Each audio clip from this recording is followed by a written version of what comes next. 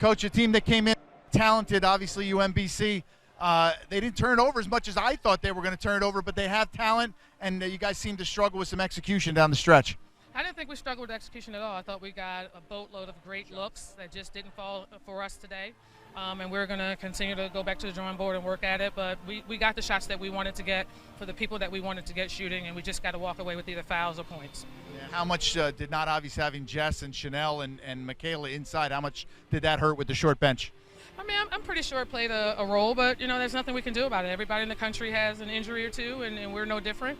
And, if those guys are not available to us, we got to figure out a way to be able to capitalize on the opportunities that we have. Is there a way to talk to your team about two different seasons now? Obviously, you begin with Boston U on Thursday. It's going to be an extremely competitive league, but can you kind of put a finish on the out-of-conference season and talk more about the Patriot League right now?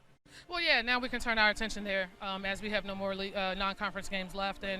And as you can see, when you look at the standings in the Patriot League from the non-conference, it's going to be very competitive. And, I've said to the staff, it's really going to be about who plays the best that day in terms of, who can generate energy and momentum going in from their first game to their next game will probably come out on top in the conference. But it's going to be a dogfight every game, and you can't take a day off or a game off.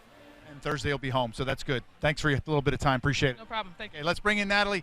Natalie Kukowski. Natalie, 20 points, 17 rebounds. Obviously, I know you traded for a win, but a very talented team in UMBC. They got to the rim. They were quick. It was tough to pressure them into those turnovers that we thought they were going to do.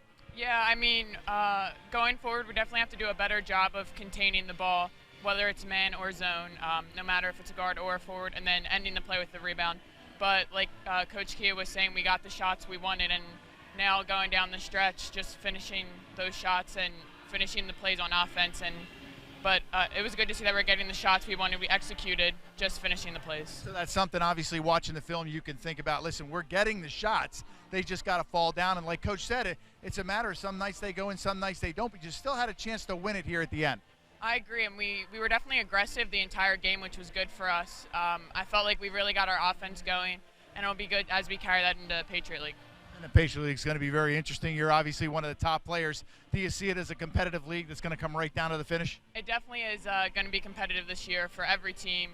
Just making sure we show up to each game, don't underestimate our opponents, and just do what we do best. All right, get in the locker room, get them ready to go. Thursday, you begin the Patriot League. Thanks. Appreciate it. Looking forward to it. Thank you. Okay, thanks, guys. Tough one here, but the Patriot League begins on Thursday. Happy New Year. You're right. I think we're absolutely ready now for the Patriot League to get started and maybe put some W's up in the Patriot League. Monster performance by Natalie Kukowski, 20 points, 17 rebounds.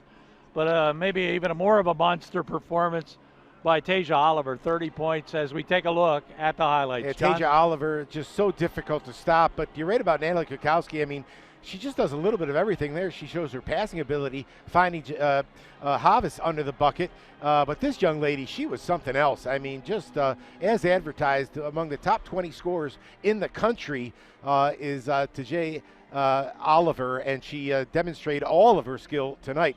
Natalie Kukowski, not to be denied. Look at that quick little crafty move around the bucket. Huge numbers for Natalie, as we've become accustomed to.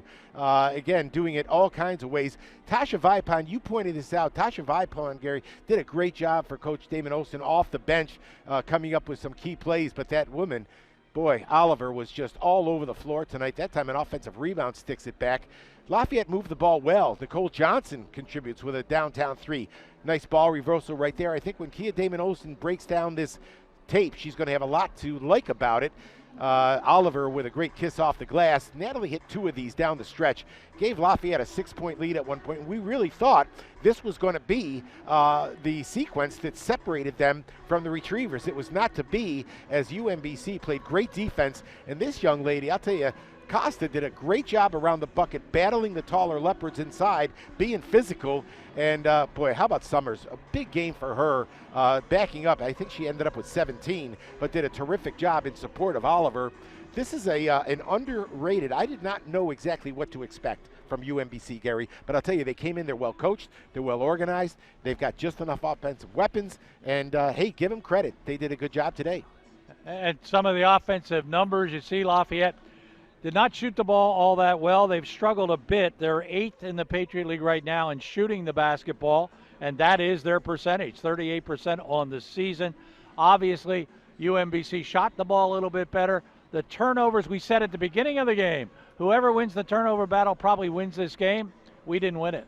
Very, very much out of character. Well, not so much out of character. Lafayette wants to cut down their turnovers. What was really out of character is the fact that UMBC turned the ball over 9 times. You made a great point when you suggested that Lafayette was playing a lot of zone, more zone than we've seen them play in the past, but they also extended some pressure and double teamed, and give UMBC credit. They handled it. They didn't let the game get away from them, and I think it's something for UMBC to build on as they go into the America East Conference. But that said, Gary, I do think Lafayette will have enough positives to pull from this game, and they'll be ready for Patriot League play as well. There you get a look at some of the individual numbers. I was remiss, and I have to apologize a little bit to Tasia Oliver. In this ball game, with those 30 points, she has become a 1,000-point scorer already at UMBC. She now has 1,006. Congratulations to her. And Natalie Kukowski, who can only imagine what record she might be going to break. I mean, again, the Lafayette College women's basketball record book is going to be splattered with her name everywhere. The thing about Oliver, we saw one of the better players we're going to see come through Kirby. She doesn't chase her points. There was a single point in this game when she looked at all selfish or looking for her points. She made the players around her better. They, in turn, made her outstanding as well. But you're right. I think if Alexis Santorelli can stay out of foul trouble, Kia keeps getting contributions from the likes of Tasha Vipond and Naomi Gampo and others. Lafayette's got a lot to look forward to. Natalie now, by the way, has 781 rebounds in her career and 934 points. So she's on her way to becoming the next 1,000-point scorer for Lafayette. That's it. The independent schedule is over. It gets a lot more serious on Thursday night. Our ball game will start at 6 o'clock when the Lafayette women take on Boston. The men will take on Boston University in Boston on Thursday night. We'll have the men back here for you on Sunday at 2 o'clock when they take on Bucknell. For Mike Joseph, for John Leone, and of course our crew on the LSN side of the ledger, the other side of the camera, headed up by John Sabino, we thank you very much for spending time with us. For all of us, I'm Gary Laubach. Happy New Year, everybody. We'll see you in 2020.